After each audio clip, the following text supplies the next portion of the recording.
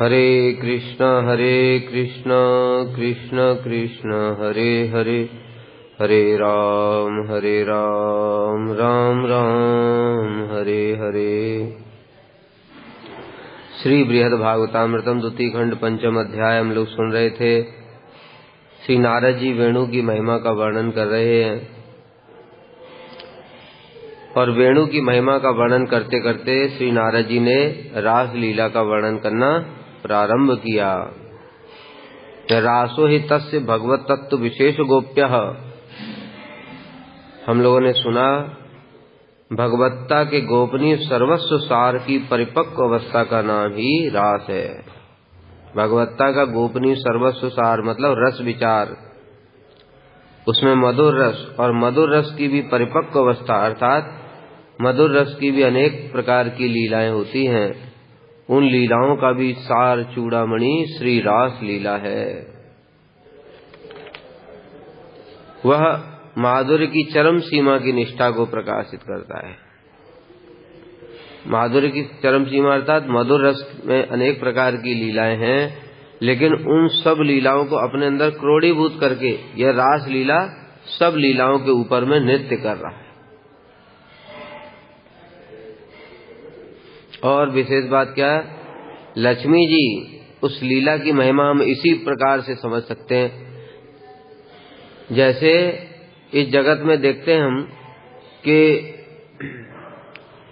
कोई बड़े बड़े टॉपर स्टूडेंट्स हैं, वो टॉपर स्टूडेंट्स भी किसी यूनिवर्सिटी में उनका सिलेक्शन नहीं हो रहा है, तो समझ भाई क्या पढ़ने वाले लोग कौन, क्या क्वालिफिकेशन होगी। जो अपने अपने यूपी है, एमपी है, ये सब बड़े बड़े टॉपर्स भी फिर जब वहां पर जो ओलंपियाड और ये सब होते हैं उसमें फिर इनकी भी हवा निकल जाती है। तब पता चलता है इसमें जो टॉपर हैं वो कैसे होंगे। तो क्वालिफिकेशन का पता ऐसे चलता है। इसी प्रकार से यहाँ पर जो रास लीला है उसकी महिमा बताते हुए कह रहे हैं, ये रास लीला की क्वालिफिकेशन देखो जरा। जो सर्व जगत पूज्य है लक्ष्मी जी, ब्रह्मा शिव भी जिनके कृपा कटाक्ष को प्रार्थना करते हैं, वो लक्ष्मी जी रास में प्रवेश नहीं कर सकती। अब सोचो रास लीला क्या है, जहां इतना क्वालिफाइड भगवान नारायण की शक्ति लक्ष्मी जी के लिए भी प्रवेश नहीं है। इस ब्रह्मांड के सभी जगत के सभी लोग शिव जी की कृपा प्राप्त करना चाहते हैं। ऐसा कौन है जो शिव जी की कृपा नहीं प्राप्त करना चाहता? एक तो भोलेनाथ, ऊपर से आशुतोष, सीधे साधे भोले बाबा, शीघ्र प्रसन्न होने वाले, और तुमको जो चाहिए वो ऐसे ही दे देंगे बिना सोच विचार किए भी। इतना बढ़िया कहाँ मिलेंगे वैष्णव। ऐसे भोलेनाथ की कृपा प्राप्त करने के लिए सारा जगत लालायित रहता है कि शिव जी हमारे ऊपर कृपा कर दें। उस शिव जी रास लीला में प्रवेश करने के लिए जाते हैं तो उनको प्रवेश नहीं मिलता। देखो जरा क्वालिफिकेशन इससे समझो। इस ब्रह्मांड के टॉपर शिव जी, तो शिव जी का वहां प्रवेश नहीं है। और सभी ब्रह्मांडों के जो हैं बताया, अनंत ब्रह्मांडों के अनंत ब्रह्मा और शिव लक्ष्मी जी की कृपा कटाक्ष चाहते हैं, उनका भी वहां प्रवेश नहीं।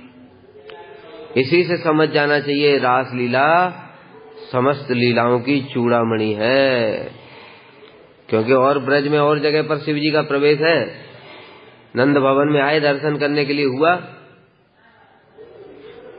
लक्ष्मी जी भी आती हैं तो उनको भी और जगह दर्शन होता है, लेकिन वहां पर रास के अंदर में है, वहां प्रवेश बाहर है। ये है रास चूड़ामणि लीला। इसलिए यहां पर कह रहे हैं रास लीला भगवान के सर्वश्रेष्ठ महात्म्य की माधुर्य की चरम सीमा। भगवान की मधुरता भी मधुर से मधुर बहुत सारी लीलाएं हैं। बताया बाल लीला बचपन से लेकर जन्म लीला ही इतनी मधुर है, कितना उसमें रहस्य है लोगों को यही पता नहीं है, वही इतनी मधुर है। पूतना वध लीला, सकटासुर, तृणावर्त, अगासुर, बकासुर और सखाओं के साथ में शक्य रस की लीलाएं, माखन चोरी लीला, झूठ बोलना ये सब लीलाएं मधुर से भी मधुर हैं। और गोपियों के साथ हास परिहास बताया, माखन मांग मांग करके टैक्स लेना, कर वसूलना गोपियों से। इसी प्रकार से ये सब और भी लीलाएं हैं जो हमारे गोस्वामियों ने, गुरुवर्ग ने वर्णन किए। मानसी गंगा में नौका विहार लीला है, गिरिराज धारण लीला है, गालिया दमन लीला है, अनंत लीलाएं हैं। वो सब भी मधुर हैं, लेकिन उन मधुर से भी मधुर लीलाओं का भी जो चरम सीमा है वो रास में प्रकट होता है। उसमें सब कुछ है। उस रास लीला में नित्य विलास है, फिर विप्लम्ब है। कृष्ण अंतर्धान हो गए, विप्लम्ब भी है। फिर प्रकट हुए तो कृष्ण का माधुर्य और बढ़ जाता है। फिर उसके बाद में फिर हास परिहास हुआ, हास्य इत्यादि लीलाएं भी है। फिर उसमें यमुना विहार है, उसमें झूलन इत्यादि भी होता है। इस प्रकार से वो समस्त लीलाओं को अपने अंदर क्रोडीभूत करके सर्वोत्तम रूप में विराजमान है। कैसे? भगवान की भगवत्ता अर्थात परम ऐश्वर्य के गोपनीय सर्वस्व सार की परिपक्व अवस्था ही रास है। ऐश्वर्य दोनों प्रकार से समझ लो। भगवान जो बताया क्या ऐश्वर्य प्रकट किया, वो ऐश्वर्य भी रासलीला में वो भी पराकाष्ठा है।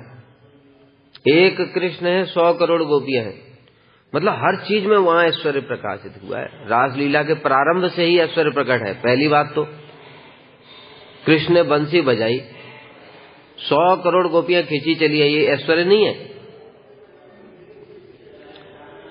आजकल बताए ऐसा कौन सा चीज है जिससे तुम ऐसे 100 करोड़ लोगों को आकर्षित करके अपने पास खींच करके ले आओ? फिर कैसे चली आई? बस बंसी बजाई और आ गई। वो तो कितनी कितनी दूर पर थी। तुम लोगों को मैसेज दो, उनको आने में क्या टाइम नहीं लगेगा, वो सब एक साथ आ गई। ये भी ऐश्वर्य है। भगवान की योग माया शक्ति के प्रभाव से बस गोपियों ने कितने कितने, कोई 100 किलोमीटर होगी, कोई 200 किलोमीटर होगी, कहां कहां पर विराजमान थी। वृंदावन कहां है, बरसाना कहां है, जावट कहां है, गोवर्धन कहां है, कहां कहां पर सब गोपियां थी, तब सब आ गई। फिर वो गोपी को ही वेणु सुनाई दी। और उसके बाद में फिर जो स्थान है वहां पर भी ऐश्वर्य देखो। वो स्थान तो कितना छोटा सा स्थान है, वहां 100 करोड़ लोग कैसे आ जाएंगे? वहां पर भी ऐश्वर्य विराजमान है। ये धाम ने एक्सपेंड किया, वहां पर 100 करोड़ लोग छोड़ो, 100 करोड़ ब्रह्मांड भी आ जाएंगे, ऐसा ऐश्वर्य प्रकट किया। ये भी ऐश्वर्य, सारे ऐश्वर्य प्रकट है वहां पर। और फिर 100 करोड़ लोग केवल आकर के खड़े नहीं है, वो आपस में नृत्य लीला विलास भी तो कर रहे हैं। तो कितनी जगह चाहिए? पूरा भारत गिर जाएगा इतने, समझ गए? इंडिया में 150 करोड़ पॉपुलेशन है, लेकिन सब अपने अपने घर में बैठे हुए हैं। और हम लोग नाचते, यहाँ पे नृत्य कीर्तन करते हैं, पूरा जगह कम पड़ जाती है, 3-4 लोग नाचते तभी। 100 करोड़ लोग नाचेंगे, 100 करोड़ नहीं है, फिर 100 करोड़ कृष्ण भी हो गए। उतना ही कृष्ण ने भी रूप धारण कर लिया। अब बताओ 200 करोड़ लोग, अभी तो इंडिया की पॉपुलेशन भी इतनी पहुंची नहीं, ठीक है? ये ऐश्वर्य। फिर और जब बंसी बजा करके जब नृत्य प्रारंभ किया कृष्ण ने, एक कृष्ण 100 करोड़ गोपियों के साथ में अकेले नृत्य कर रहे हैं। बताओ आज तक किसने ऐसा ऐश्वर्य कौन सी लीला में प्रकाशित हुआ है? एक कृष्ण 100 करोड़ गोपियों के साथ नृत्य कर रहे हैं। तुम्हारे साथ में 10-20 लोग रख दिए जाएं तो तुम्हारे पैर टूट करके वहीं गिर पड़ोगे। और उनको पता ही नहीं चल रहा है कि सभी के साथ में नृत्य कर रहे हैं। उनको लग रहा है कि बस हमारे साथ ही, इतना शीघ्रता से, इतना तेजी से, जो कि हमारी बुद्धि के अचिंत्य है। क्योंकि वो योगेश्वरेश्वर, भगवान योगियों के जो ईश्वर है, ब्रह्मा शिव इत्यादि, उन सबके भी वो ईश्वर है, इसलिए उनके लिए कोई बड़ी बात नहीं है। ऐसा अद्भुत ऐश्वर्य प्रकट किया भगवान ने। और फिर कभी एक हो जाते, फिर 100 करोड़ हो जाते, फिर एक हो जाते, ऐसे करके बार बार कर रहे। तो ऐश्वर्य भी कम प्रकट नहीं है वो। ऐश्वर्य की दृष्टि से भी वो लीला चूड़ामणि है, और माधुर्य की तो चूड़ामणि है ही।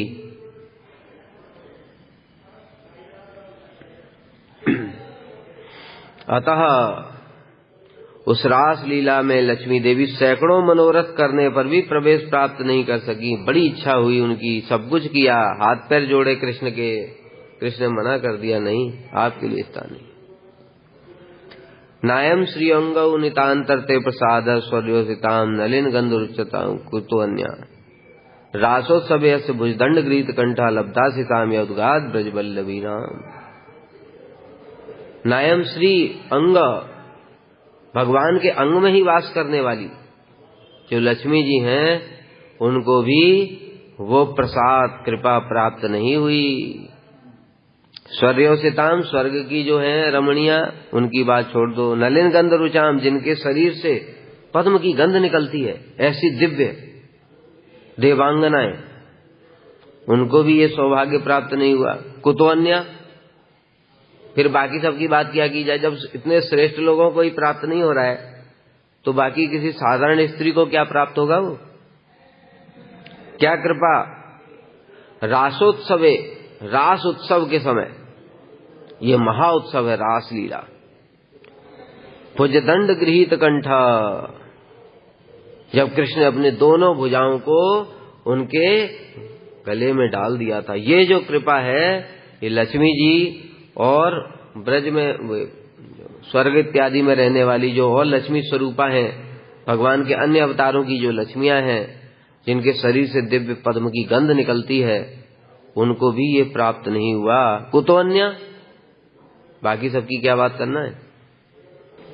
बता रहे हैं कि जिस लक्ष्मी देवी के कृपा कटाक्ष को प्राप्त करने के लिए ब्रह्मा आदि देवता भी लालायित रहते हैं, वे लक्ष्मी देवी भगवान के वक्ष स्थल पर वास करने पर भी, उनकी एकांत प्रिया होने पर भी, उनकी शक्ति होने पर भी उस कृपा को प्राप्त नहीं कर पाई।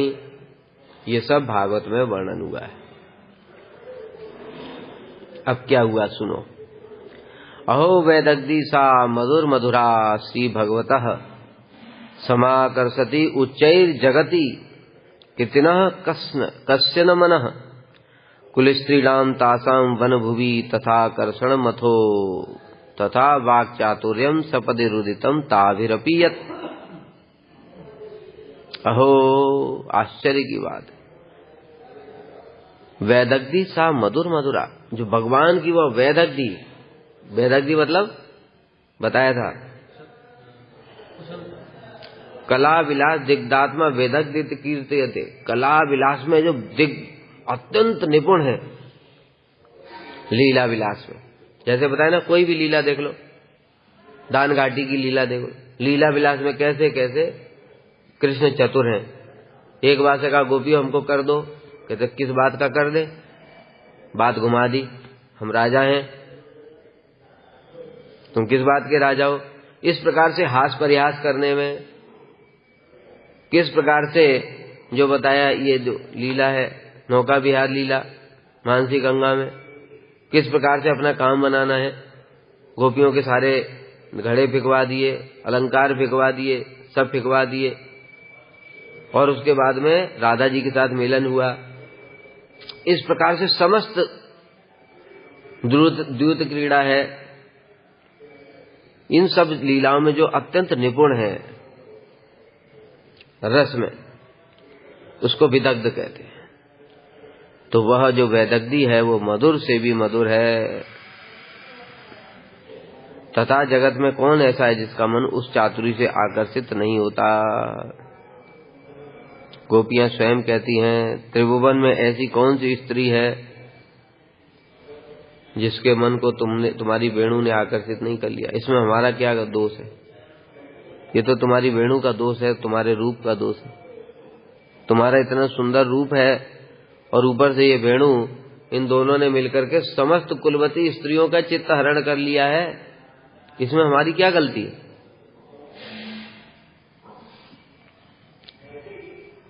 उस मुरली ध्वनि की चातुरी से पहले तो उन्होंने कुलवती गोपियों को वन में आकृष्ट किया और फिर अपनी वाक चातुरी से उनको दुखित कर रुलाया। क्या हुआ? दोनों काम हुए। अब रासलीला का वर्णन कर रहे हैं।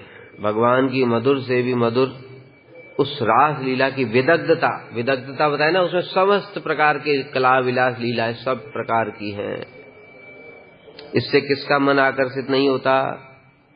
कुल स्त्री नाम कुलवती स्त्रियों को कृष्ण ने वन में आकर्षित किया। कैसे आकर्षित किया? भगवान अपिता रात्रि शरदोत्फुल्ल मल्लिका विचरन्तुम मनश्चक्रे योग मायाम उपासिता। भगवान ने पहले उन रात्रियों को देखा। देखो, तभी कह रहे योगेश्वरेश्वर, उन रात्रियों को देखा। एक वचन नहीं, बहुत रात्रियों को देखा।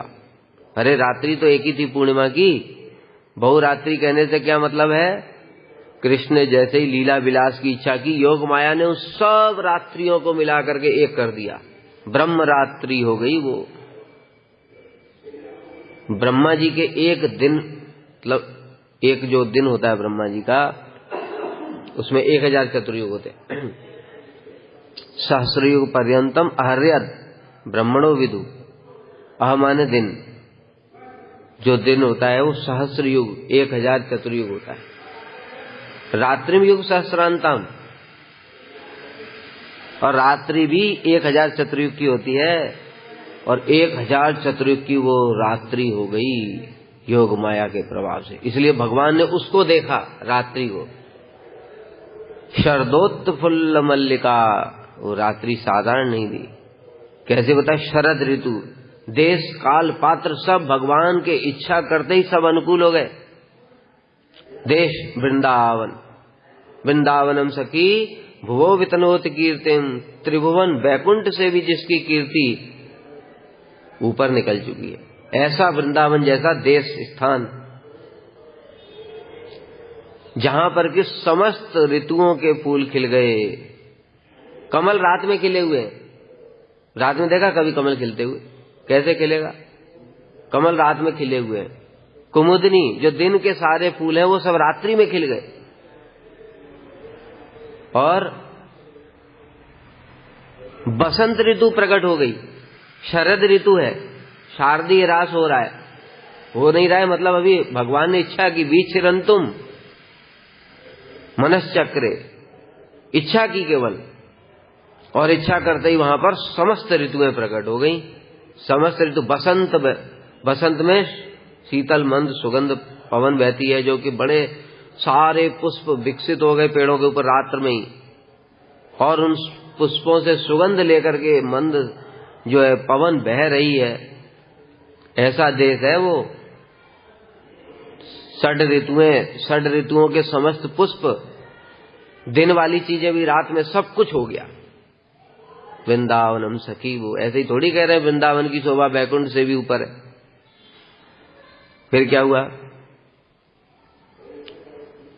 चंद्रमा अपनी समस्त कलाओं के साथ प्रकट हो गया। देश घड़ी काल, रात्रि का काल, और उसमें चंद्रमा की जो चांदनी है, वो चांदनी चारों ओर बिखरी हुई है, झलमल झलमल पूरा। पानी के ऊपर चंद्रमा की चांदनी जब गिरती, देखो कैसे झलमल झलमल से। ये सब अपने आप हो गया योग माया के प्रभाव से। तो इस प्रकार से फिर उसके बाद में अभी तो ये हो गया देश काल, दो चीज हो गई।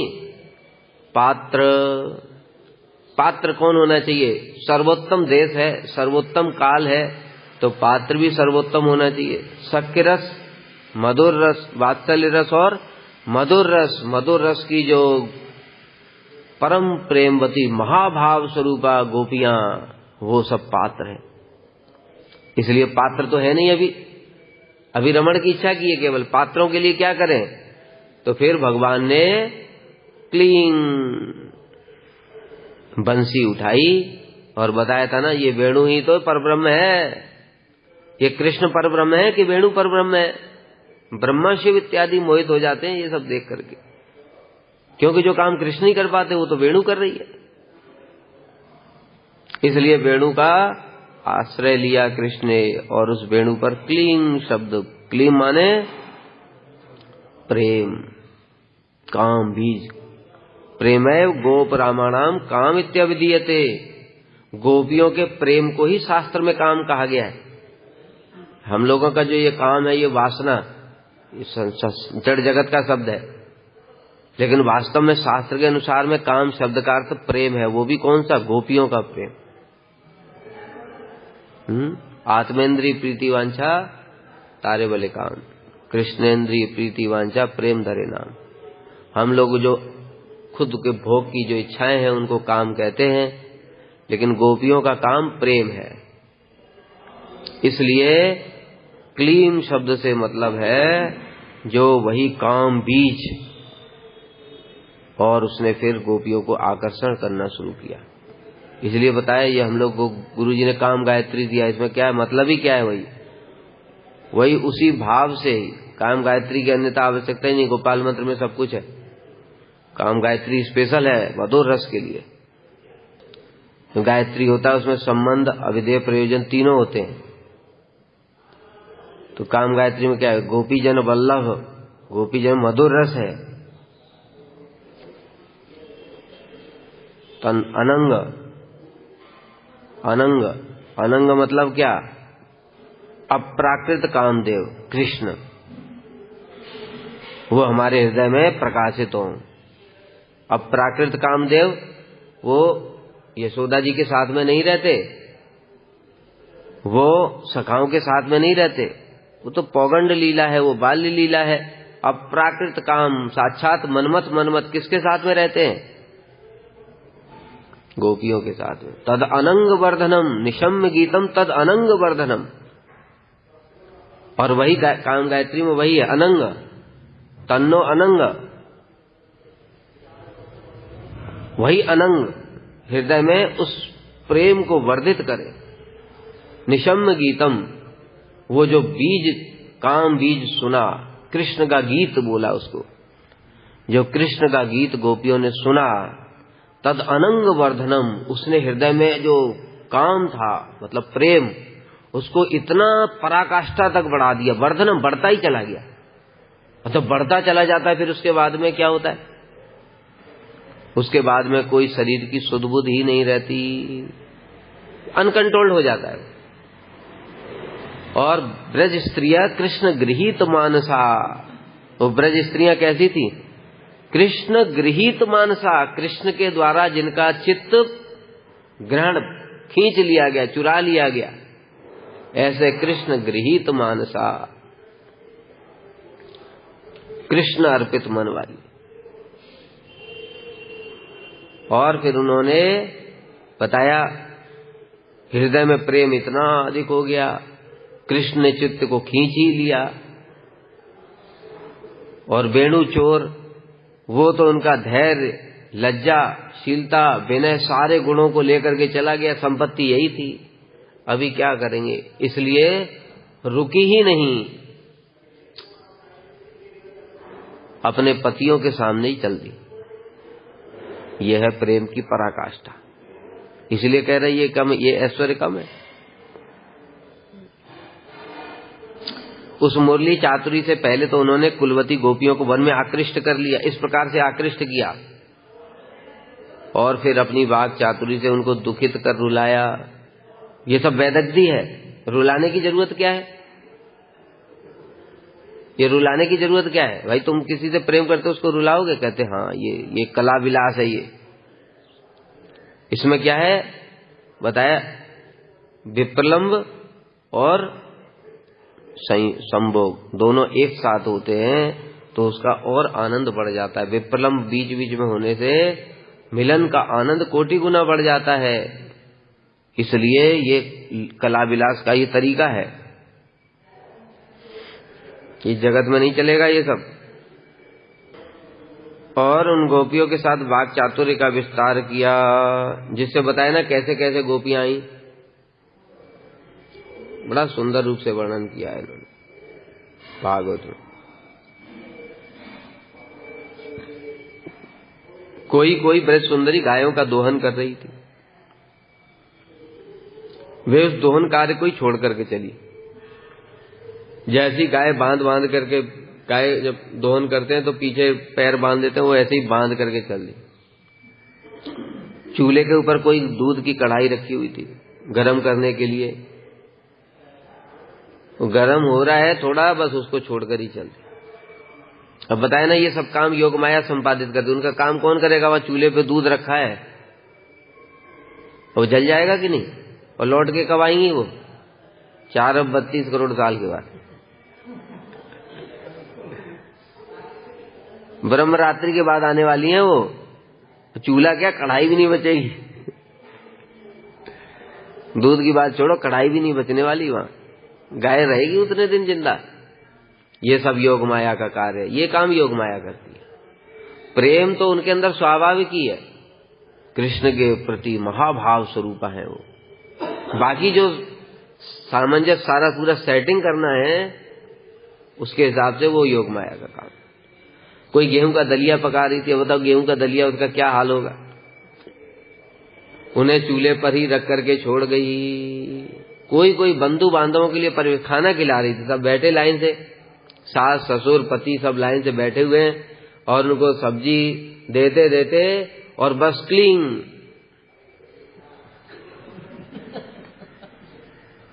भगोना छोड़ा, चमचा छोड़ा, और उनके पति देख रहे, सास ससुर देख, कहां जा रही, कहां जा रही, कहां जा रही, चली गई।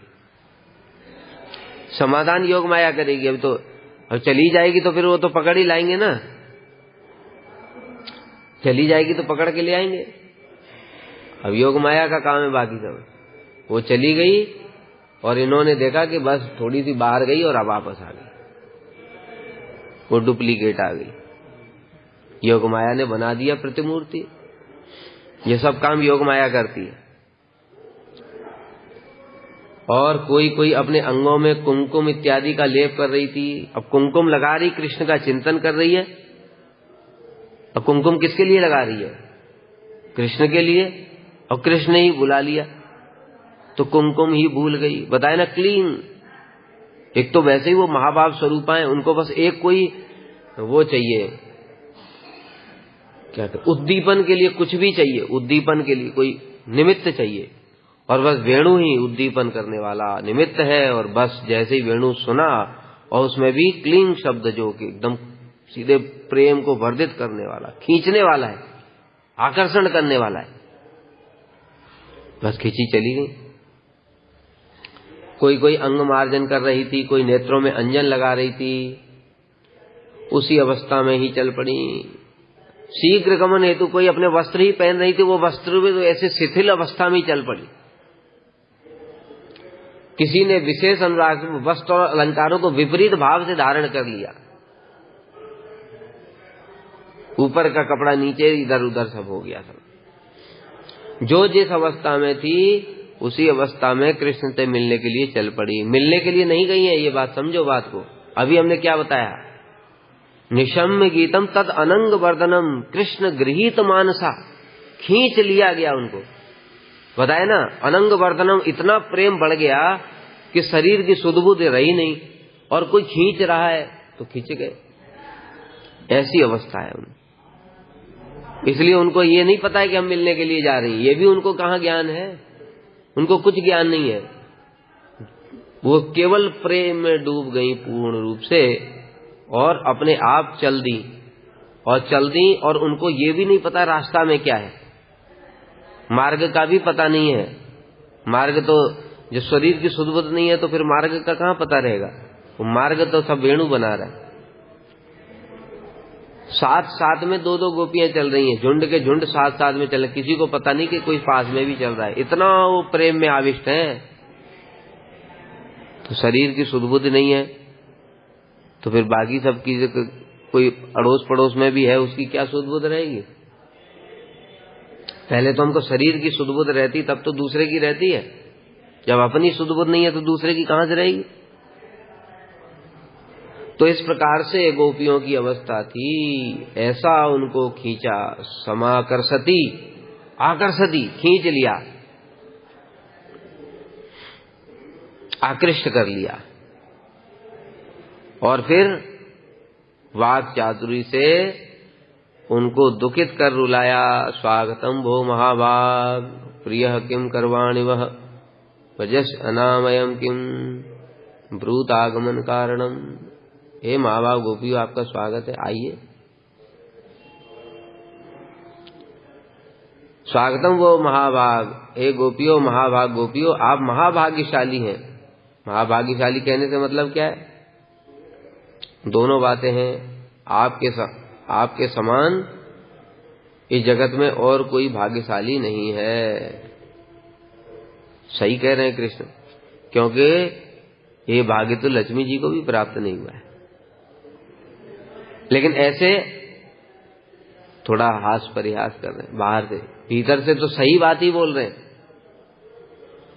लेकिन बाहर से हास परिहास कर रहे हैं। प्रिया किम करवाने वाले, मैं आपका क्या प्रिय करूं? आप यहाँ पर किस लिए आई हैं? अच्छा, मुझसे कुछ काम होगा ना? ठीक है, तो बताओ मैं तुम्हारा क्या काम बना दूं? ब्रजस्य नामयम किम, ओ कहीं ऐसा तो नहीं कि ब्रज में कुछ कोई असुर कोई उत्पात हो गया हो, कोई इंद्र ने कुछ कर दिया हो या कुछ कालिया जैसा कुछ हो गया हो। ब्रजस्य अनामयम किम, सब ठीक ठाक तो है? अगर सब ठीक ठाक है तो ब्रूत आगमन कारणम, फिर क्यों आई हो? इस प्रकार से कृष्ण उनसे हास परिहास करने लगे और कहने लगे, गोपियों देखो, मुझे ऐसा लगता है कि ब्रज की शोभा बड़ी सुंदर हो गई है। ब्रज की शोभा बड़ी सुंदर हो गई है, इसलिए तुम लोग ये ब्रज की शोभा को देखने के लिए आई हो। तो अच्छा, तो तुमने देख लिया, तो ये बताओ अब क्यों रुकी हो? सुंदर देख लिया, अब तो घर लौट जाओ। तुम्हारा यहाँ आगमन किस लिए हुआ है?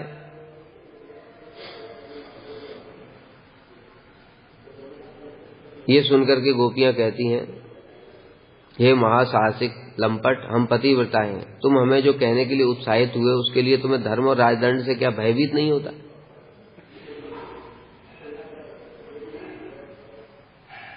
तो इस प्रकार से कहने लगे। फिर ब्रज में सब कुशल मंगल तो है, लेकिन तुम लोग तो सुंदर वन समझ करके आई, इसका मतलब ब्रज में तो सब कुशल ही होगा तभी तो इस प्रकार से कहने लगे।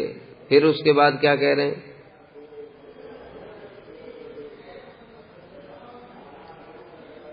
देखो, इतनी घोर रात्रि है और यहाँ बड़े भयंकर प्राणी इधर उधर विचरण कर रहे हैं, शेर, हाथी, भालू, चीता। ऐसी स्थिति में ब्रज स्त्रियों का, अबलाओं का इस घोर वन में रहना ठीक नहीं है। अरे उनको तो पता ही कहाँ था कि हम जंगल में जा रही हैं, उनको तो कुछ भी नहीं पता था, वो तो तुमने खींच करके ले आए। तुम्हारे माता पिता, पति, बंधु बांधव, भ्रातागण सब तुम्हें घर पर नहीं देख पाएंगे, तुम्हें ढूंढ रहे होंगे। तुम मुझमें और अपने बंधु बांधवों में भय उत्पन्न मत करो। यही कला विलास है। ये क्या कह रहे हैं? मुझमें मतलब मुझमें भी भय उत्पन्न मत करो, मतलब क्या? अरे भाई, तुम्हारे घर परिवार वाले अगर उनको पता चला कि मेरे पास है तो मतलब मेरे पीछे पड़ जाएंगे। तो मुझमें भय उत्पन्न हो गया। और अपने बंधु बांधवों में, अरे हमारी पत्नी कहाँ चली गई रात को? इस प्रकार से खुद योग माया के द्वारा उनका सब कुछ समाधान कर दिया है पहले ही। और यहां पर क्या कह रहे हैं कि देखो, तुम ऐसा मत करो, यह कुसुमित जो वन की शोभा है और अधिक विलंब मत करो, तुम ब्रज में लौट जाओ। तुम लोग सती हो, ये भी ठीक बोल रहे, सती हो।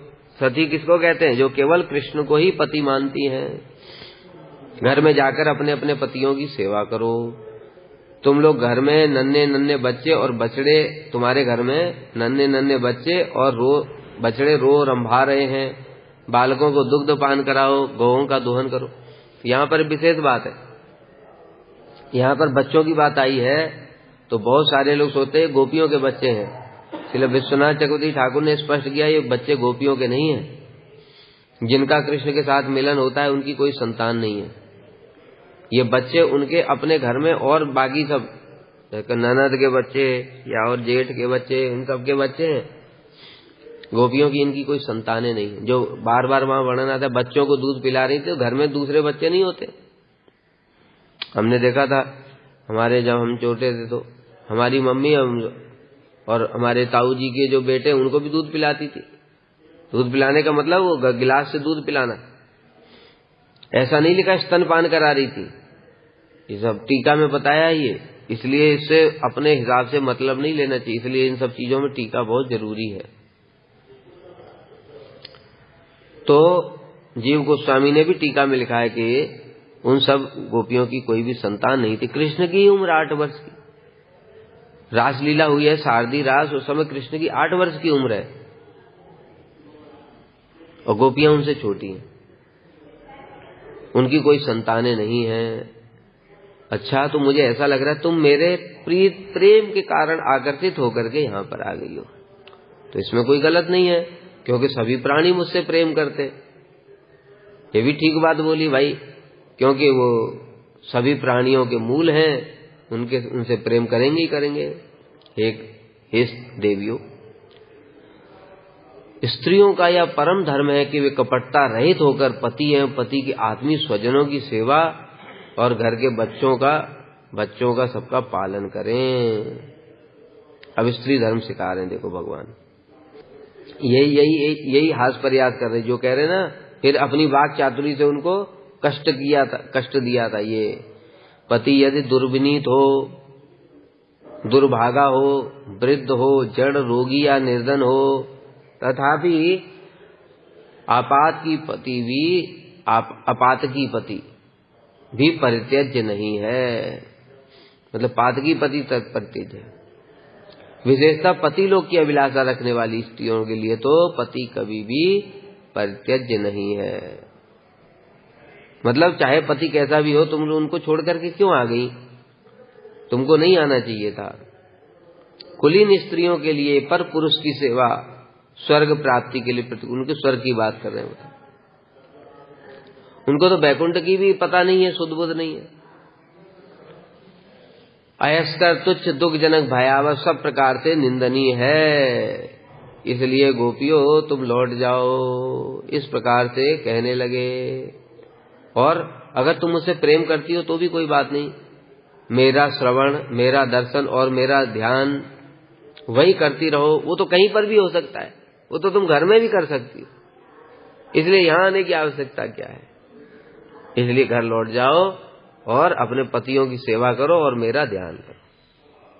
इस प्रकार से वाक चातुरी का प्रदर्शन किया, उनको दुखी करके रुलाया, उनके नेत्रों से अश्रु प्रवाहित होने लगे। वांछाकल्पतरुभ्यश्च कृपा सिन्धुभ्यैव च पतितानां पावनेभ्यो वैष्णवेभ्यो नमो नमः।